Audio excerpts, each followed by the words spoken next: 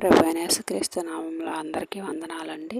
ఈరోజు దేవుని వాగ్దానము మత్తయి సువార్త 5వ అధ్యాయము 4వ వచనము. దుఃఖపడువారు ధన్యులు, వారు ఓదార్చబడుదురు. ఆమెన్. ఎందరైతే ఈరోజు దుఃఖంలో ఉన్నారో, ఎందరైతే ఏ పరిస్థితుల్లో ఉండి ఏడుస్తున్నారో, అప్పుల ఊబిలో ఉండి బాధపడుతున్నారో, అనారోగ్య స్థితిలో ఉండి బాధపడుతున్నారో, ప్రతి ఒక్కరూ ఓదార్పు పొందుదురుగాక. దేవుని దగ్గర నుండి మీ అందరికీ సమాధానం వచ్చునుగాక.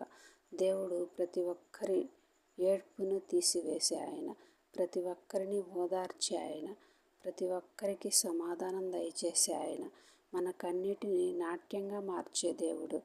ఎవ్వరూ కూడా బాధపడకుండా దేవుని యందు భయభక్తులు కలిగి, దేవుని యందు విశ్వాసం కలిగి, నమ్మకంతో ముందుకు కొనసాగండి. ఖచ్చితంగా మీ కన్నిటిని దేవుడు నాట్యంగా మారుస్తాడు.